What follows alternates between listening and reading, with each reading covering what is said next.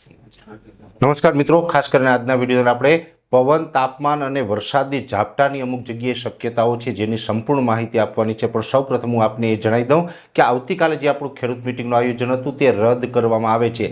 આવતીકાલે એટલે કે 14 ઓક્ટોબર 2025ના રોજ જે સુરેન્દ્રનગર જિલ્લાના ચોટીલા ખાતે જે આપણે ખેડૂત મિટિંગનું આયોજન કર્યું હતું, આપણે છેલ્લા 2 દિવસથી જાહેરાત કરતા હતા, પણ આ મિટિંગ છે એ રદ કરવામાં આવે છે। રદ કરવામાં આવે છે, પણ આપણે આગળના સમયમાં ચોક્કસથી આ મિટિંગનું આયોજન કરશું। દિવાળી પછી તુરંત જ આ મિટિંગનું આપણે એક આયોજન થશે। પણ આ રદ થવાનું જે કારણ છે, જેની અંદર આમ જોવા જઈએ તો તમામ મિત્રોને ખબર છે કે જે રીતે ગઈકાલે બોટાદની અંદર જે દુર્ઘટના બની છે, આ દુર્ઘટનાને કારણે જ આપણે આ ખેડૂત મિટિંગ છે રદ થઈ રહી છે। જેની અંદર આપણે જણાવી દઉં કે પોલીસ પ્રશાસન તરફથી આપને પૂરતો સહકાર મળી રહ્યો છે। મારે પણ પોલીસ સ્ટેશનની અંદર જે ચોટીલા પોલીસ સ્ટેશન છે ત્યાં મારે વાત થઈ હતી। પોલીસ સ્ટાફ તરફથી મને સ્પષ્ટ કહેવામાં આવ્યું છે કે પરેશભાઈ, તમારી મિટિંગ થતી હોય, ખેડૂતો માટે તમે કોઈ પણ કાર્ય કરતા હોય, તેમાં અમે તમને સાથ સહકાર આપવા તૈયાર છે। અમને કાંઈ પ્રોબ્લેમ નથી, તમે તારી મિટિંગનું આયોજન કરો।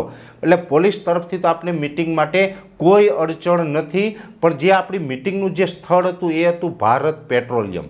હવે આ જે ભારત પેટ્રોલિયમ જે કંપની છે, જો કે પેટ્રોલ પંપના માલિક છે એમને કોઈ પ્રોબ્લેમ નથી, પણ ભારત પેટ્રોલિયમ જે કંપની છે એ કંપની તરફથી એવું ડિસિઝન લેવામાં આવ્યું છે કે જેવી રીતે બોટાદમાં દુર્ઘટના બની છે, તો અત્યારે આપણે આ સળગતા મુદ્દાની અંદર આપણી જગ્યામાં આપણે કોઈ જોખમ લેવું નથી। એટલે ત્યાંનો જે પેટ્રોલ પંપની જે આ જગ્યા છે ને, પેટ્રોલ પંપનો મુદ્દો છે, તેની અંદર આપણે અડચણ આવી રહી છે। એટલે આપણી આવતીકાલની મિટિંગ રદ થઈ રહી છે, જેની દરેક ખેડૂત ભાઈઓએ નોંધ લેવાની છે। પણ હા, એક ચોક્કસથી વાત છે કે દિવાળીનો તહેવાર પૂર્ણ થાય, લાભ પાંચમ પછી તુરંત જ આપણે કોઈ નવી જગ્યાની વ્યવસ્થા કરી અને આપણે લાભ પાંચમ પછી તુરંત જ એક મોટી ખેડૂત મિટિંગનું આયોજન ચોટીલાની અંદર કરીશું। અને આપણે આ મિટિંગ છે એ અત્યારે જે આયોજન થયું હતું એના કરતાં પણ વિશાળ સંખ્યામાં ખેડૂત ભાઈઓને એકઠા કરીશું અને ખૂબ મોટી મિટિંગનું આપણે આયોજન કરીશું, જેની દરેક મિત્રોએ નોંધ લેવી।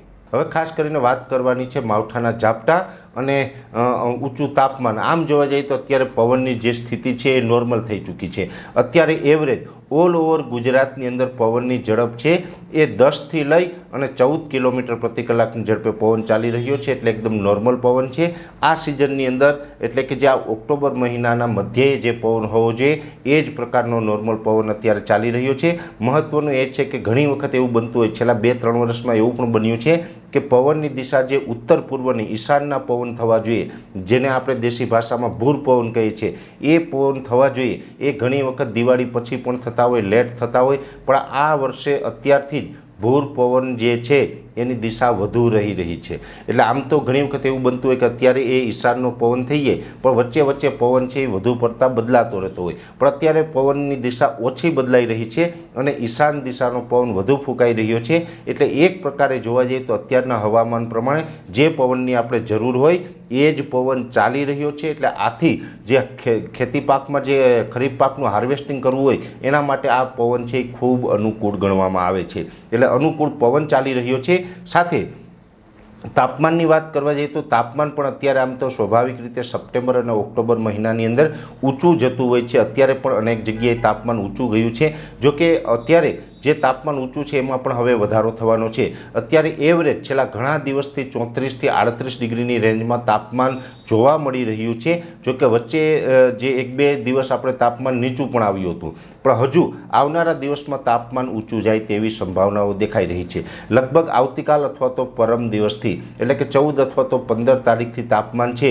એ 1થી 2 ડિગ્રી વધી શકે છે। જે વિસ્તારમાં 34 ડિગ્રી તાપમાન હશે ત્યાં 35 કે 36 થશે। જે વિસ્તારની અંદર 38 ડિગ્રી તાપમાન હશે ત્યાં લગભગ 39 ડિગ્રી સુધીનું તાપમાન થઈ શકે છે। એટલે એક પ્રકારે ઉનાળા જેવું તાપમાન પણ આપણે અત્યારે જોવા મળે તેવી શક્યતાઓ છે। ને આ ઊંચું તાપમાન છે આપણે સતત 20 તારીખ સુધી તો કન્ટિન્યુ જોવા મળશે। એટલે આવનારા દિવસની અંદર 1થી 2 ડિગ્રી સુધી તાપમાન ઊંચું જશે।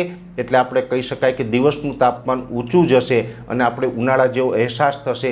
ગરમી ઉકળાટ પણ બપોરના સમયે જોવા મળશે અને રાત્રિનું તાપમાન છે એ નોર્મલ રહેશે। એટલે લઘુત્તમ અને મહત્તમ તાપમાન વચ્ચે એક મોટો તફાવત આપને જોવા મળી શકે છે। એ સાથે વચ્ચે મહત્ત્વના સમાચાર એ છે વરસાદી ઝાપટાના। આમ જોવા જઈએ તો અત્યારે આપણે જે નૈઋત્યનું ચોમાસું છે તે ગુજરાતની અંદરથી સંપૂર્ણપણે વિદાય લઈ ચૂક્યું છે। અત્યારે ચોમાસું કોઈ જગ્યાએ ગુજરાતમાં સક્રિય નથી, પણ ઊંચું તાપમાન અને ભેજને કારણે અમુક જગ્યાએ ઝાપટા પડી શકે છે। એ ઝાપટા લગભગ 16 અથવા તો 17 તારીખે પડી શકે।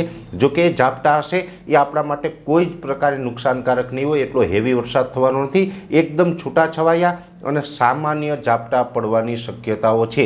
સામાન્ય એટલે આપણે કોઈ પ્રકારનું નુકસાન ન થાય એટલા સામાન્ય છાંટછૂટ થઈ શકે છે। ને એમાં પણ જે છાંટછૂટ થવાની શક્યતાઓ છે તેમાં સૌરાષ્ટ્રના લગભગ દરિયાકાંઠાના 1-2 સેન્ટરમાં, સૌરાષ્ટ્રમાં બહુ વાંધો નહીં આવે, સૌરાષ્ટ્રના દરિયાકાંઠાના 1-2 સેન્ટરની અંદર કદાચ જૂનાગઢના 1-2 સેન્ટર અથવા તો ગીર સોમનાથ અથવા અમરેલીના 1-2 સેન્ટરમાં સામાન્ય ઝાપટા પડી શકે છે। જો કે એનાથી કોઈ ડરવાનું કે ગભરાવાનું નથી, એ કોઈ જ પ્રકારે નુકસાન કરે એવા નહીં હોય। ઘણી વખત એવું બનશે કે કાં તો ઝાપટા પડશે કાં તો પછી વાદળછાયું વાતાવરણ થશે। બીજું વાત છે કે વધારે શક્યતા જે ઝાપટા પડવાની છે તે મહારાષ્ટ્ર બોર્ડર લાગુ વિસ્તારો, જે ડાંગ જિલ્લો અને જે સાપુતારાવાળો વિસ્તાર છે તેની આસપાસ અથવા તો જે વલસાડથી મુંબઈ તરફનો વિસ્તાર છે તેમાં પણ ઝાપટા પડી શકે। અને મધ્યપ્રદેશ બોર્ડરે છોટાઉદેપુર અને દાહોદ જિલ્લા આસપાસના વિસ્તારમાં પણ 16 અથવા તો 17 તારીખે સામાન્ય ઝાપટા પડે તેવું એક અનુમાન છે। એટલે ખાસ જો કે આ ઝાપટાની આગાહી છે એનાથી કોઈ ડરવાનું નથી, કેમ કે આ એકદમ સામાન્ય ઝાપટા હશે, કોઈ નુકસાનની